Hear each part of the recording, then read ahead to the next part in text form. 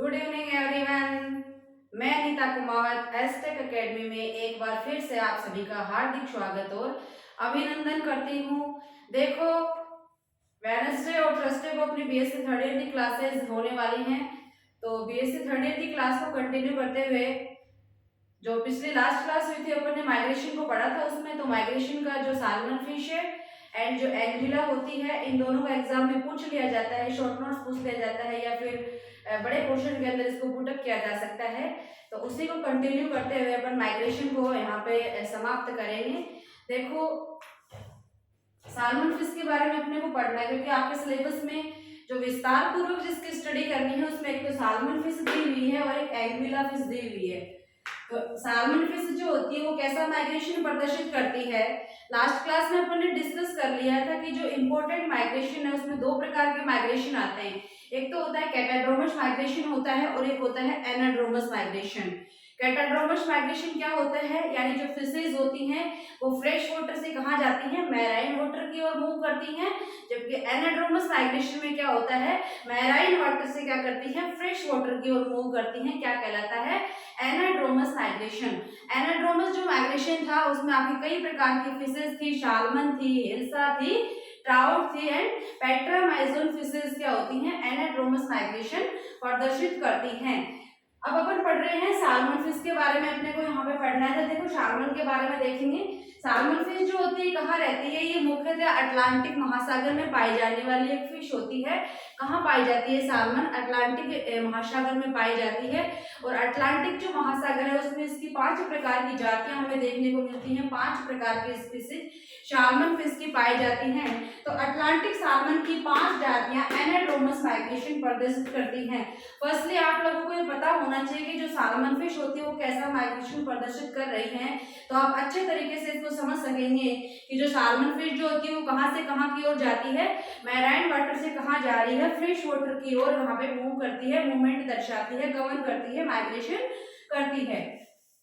अब देखिए, इसकी माइग्रेशन का या इसकी जो प्रजनन, इसका जो प्रजनन का जो समय होता है, इसका जो रिप्रोडक्शन का जो समय होता है वो कौन सा होता है। तो शीतकाल के अंदर जब नवंबर और दिसंबर माह में क्या होता है, जो नर साल्मन एंड जो मादा साल्मन जो होते हैं वो क्या करते हैं, अपना जो निवास स्थान है यानी जहाँ पे रहते हैं, महासागरों में रहते हैं, तो मैराइन वाटर को छोड़कर कहाँ चले जाते हैं, जहाँ पे फ्रेश वाटर की ओर गमन करते हैं। तो नवंबर से दिसंबर शीतकाल में नर व मादा दोनों अपने सागरीय पोषण क्षेत्र से स्वच्छ जलीय स्रोतों की ओर गमन करते हैं। यानी जब नवंबर और दिसंबर का महीना आता है, शीतकाल की जब ऋतु आती है, तो जो नर साल्मन है और जो मादा साल्मन होती हैं ये दोनों क्या करते हैं, जोड़े बनाते हैं और वहां से स्वच्छ जलीय धाराओं की ओर या स्वच्छ जलीय स्रोतों की ओर मूवमेंट करते हैं, गमन करते हैं। अब देखो, वहां पे जाके क्या होता है, जो फीमेल होती है वो तो क्या करती है, वहां पे गड्ढा बनाती है। स्वच्छ जलीय जो नदियां होती हैं उनका जो निचला जो नीचे का जो क्षेत्र होता है वहां पे गड्ढा खोदा जाता है, यानी मादा नदी के तल में गड्ढे बनाती है तथा इन गड्ढों में क्या करती है, अंडे देती है। मादा वहां पे जाके क्या करेगी, गड्ढे बनाएगी, कुछ तस्तरी समान कुछ उथले हुए गड्ढे बनाती है और उन गड्ढों में मादा क्या करती है, अपने एग देती है, अंडे देती है। अब जो देखो नर होता है वो इस समय क्या हो जाता है, काफी टेरिटोरियल हो जाता है, काफी अग्रेसिव हो जाता है, यानी उसका जो व्यवहार होता है वो बहुत ही ज्यादा उग्र हो जाता है।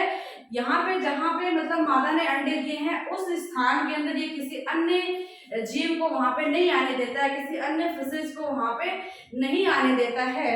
तो नर इस समय क्या हो जाता है, काफी उग्र हो जाता है, इस क्षेत्र के निकट किसी को नहीं आने देता है।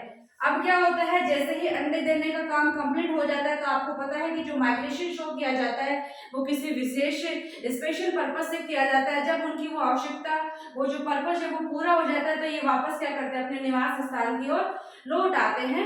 तो जैसे ही यहाँ पे अंडे देने का काम पूरा हो जाता है, अंडे देने के उपरांत कुछ प्रौढ़ तो क्या होते हैं, मर जाते हैं, कुछ जो मेल और फीमेल होते हैं वो तो मर जाते हैं और कुछ जीवित रहते हैं जो अगले प्रजनन काल में यही क्रिया दोहराते हैं। कुछ जो जीवित रहते हैं वो वापस क्या करते हैं, अपने मैराइन वाटरी क्षेत्र में वापस आ जाते हैं। यहाँ तक आपको समझ में आ गया होगा, क्योंकि इतने टिपिकल कोई यहाँ पे बात नहीं है, बड़ा सा सिंपल वे में बताया कि जो साल्मन होती है वो कैसा माइग्रेशन दर्शाती है, एनाड्रोमस माइग्रेशन दर्शाती है, यानी मैराइन वाटर से और फ्रेश वाटर की ओर मूव करेगी। फिर क्या होगा, नर व मादा जोड़े बना लेते हैं नवंबर से दिसंबर माह में और स्वच्छ जलीय स्रोतों की ओर गमन करते हैं। मादा वहां पे जाके क्या करती है, गड्ढे बनाती है और उन गड्ढों में क्या करती है, अंडे देती है। और जो नर होता है वो इस समय क्या हो जाता है, काफी अग्रेसिव हो जाता है, उसका जो व्यवहार होता है वो बहुत ही उग्र हो जाता है। अपना जो टेरिटोरियल जो एरिया होता है उसमें वो किसी अन्य नर को यहाँ पे नहीं आने देता। इसके उपरांत क्या होता है, कुछ प्रौढ़ जो होते हैं वो मर जाते हैं और जो जीवित रहते हैं वो क्या करते हैं, वहां से वापस स्वच्छ जलीय स्रोतों की ओर लौटते हैं। और जैसे ही अगला उनका जनन काल आता है वापस यही क्रिया क्या करते हैं, दोहराते हैं। थोड़ा सा इसमें थोड़ा सा बच गया 4-5 लाइन, तो वो भी मैं आपको यहाँ पे करवा देती हूँ ताकि सालमन फिश जो है वो आपकी यहाँ पे कंप्लीट हो जाए, पूरी हो जाए। तो इसको मैं यहाँ पे इरेज कर देती हूँ।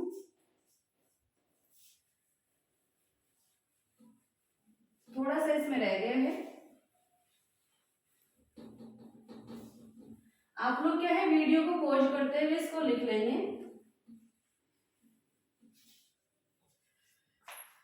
अब देखो अंडे देने की क्रिया हो जाती है तो क्या होगा, अंडे देने के उपरांत क्या होता है, जो प्रौढ़ होते हैं वो तो वहां कुछ तो मर जाते हैं, कुछ वापस आ जाते हैं। अब क्या होता है, अंडों से क्या कुछ दिनों में जब उनका जो स्पुटन, कुछ दिनों में क्या होता है, अंडों में स्पुटन होगा, अंडों से क्या निकलेगी, लार्वा अवस्था बाहर निकलती है। जैसे ये एग होते हैं, जब इनका परिपक्व जो मैच्योरेशन का जो टाइम होता है वो पूरा हो जाता है तो इन अंडों से क्या बाहर निकलता है, लार्वा अवस्था बाहर निकलती है। और लार्वा जब थोड़ा सा ग्रोथ कर लेता है तो वो अवस्था यहाँ पे कहलाती है एल्विन्स, यानी किशोर एल्विन क्या कहलाती है, यानी जुवेनाइल जो सालमन होती है वो क्या कहलाती है, एल्विन। यानी मैंने क्या बताया कि जो प्रौढ़ होते हैं वो तो आ जाते हैं, कुछ मर जाते हैं, अब पीछे रह गए अंडे। तो अंडों में क्या होगा, जब इनके परिपक्वन का समय पूरा हो जाता है, जब इनके मैच्योरेशन डेवलपमेंट का समय पूरा हो जाता है तो अंडों में क्या होती है, हैचिंग होती है। हैचिंग यानी स्फुटन, और स्फुटन के बाद अंडों से क्या निकलते हैं, लार्वा बाहर निकलते हैं। ये लार्वा जो होते हैं ये कुछ समय बाद ग्रोथ करके किस में चेंज हो जाते हैं, एल्विन्स के अंदर चेंज हो जाते हैं। और ये जो एल्विस है ये लगभग 2 से 4 वर्ष बाद क्या हो जाती हैं, ये थोड़ा सा और डेवलपमेंट करती हैं और किस में चेंज हो जाती है, पार के अंदर। यानी जो वयस्क सालमन होती है वो क्या कहलाती है, पार कहलाती है। अब देखो जो पार होती है उसमें क्या होता है, ऑटोमेटिक अंदर से ऐसी उसमें हार्मोनल क्रिया होती है, ऐसी उसमें अंदर से इच्छा होती है कि मैं मेरा जो जन्म है, मतलब जहाँ पे मेरे पेरेंट्स रह रहे हैं वहां पे मैं चली जाऊं, वहां की ओर मैं गमन करूं, वहां पे मैं चली जाऊं। तो जो पार होती है ये जो साइंटिस्ट के लिए भी मतलब एक अभी तक अजूबा ही है कि जो पार होती है, मतलब अभी यहाँ पे अंडे दिए थे, इनको तो नहीं पता कि इनका घर कहाँ पे है, इनके जो पेरेंट्स थे वो कहाँ से आए थे, लेकिन इनके अंदर ऐसी कुछ स्वतः क्रियाएं होती हैं, इनके अंदर कुछ ऐसी क्रियाएं होती हैं जिससे ये अपने निश्चित स्थान पे क्या करती हैं, वापस पहुंच जाती हैं। ये जो चीज है ये वैज्ञानिकों के लिए भी क्या है, अभी तक एक रहस्य है, उनके लिए भी एक अनसुलझी पहेली है कि कैसे जो होती है, कैसे ये जो बच्चे हैं, कैसे ये जो वयस्क सालमन है ये अपना जो निवास स्थान है जहां से इनके पेरेंट्स आए थे वापस ये वहां तक कैसे पहुंच जाती हैं। तो देखो ये जो पार होती हैं, पार इन्हें क्यों कहा गया है, क्योंकि जो सालमन जो फिश होती है उसकी बॉडी पे कुछ यहाँ पे, जैसे ये अपनी सालमन फिश अपन ने बना दी,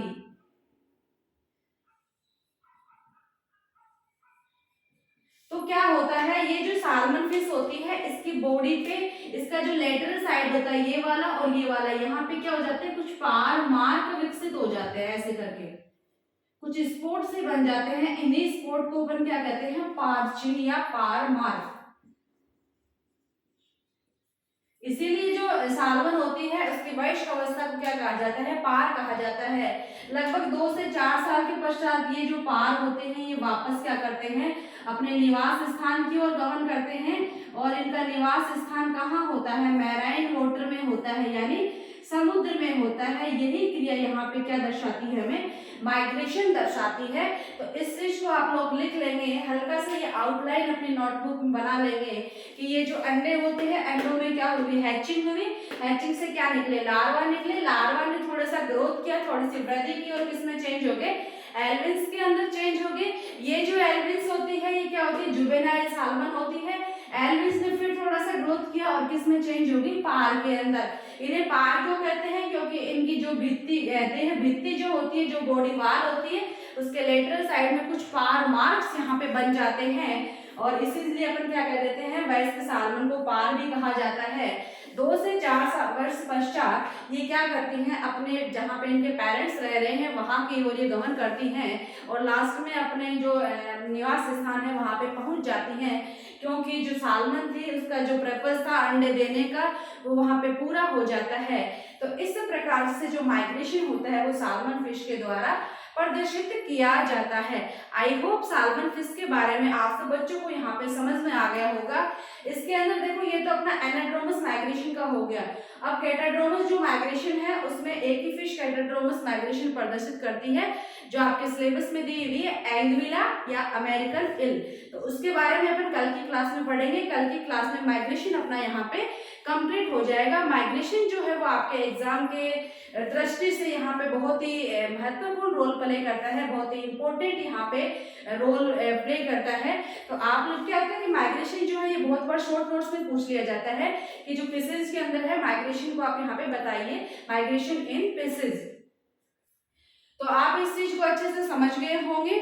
आई होप आप लोगों ने इसको समझ लिया होगा। तो एसटेक अकेडमी की ये जो क्लासेज हैं अगर आपको पसंद आ रही है तो ज्यादा से ज्यादा अपने दोस्तों के साथ इसे शेयर कीजिए, लाइक कीजिए और सब्सक्राइब कीजिए। Thank you.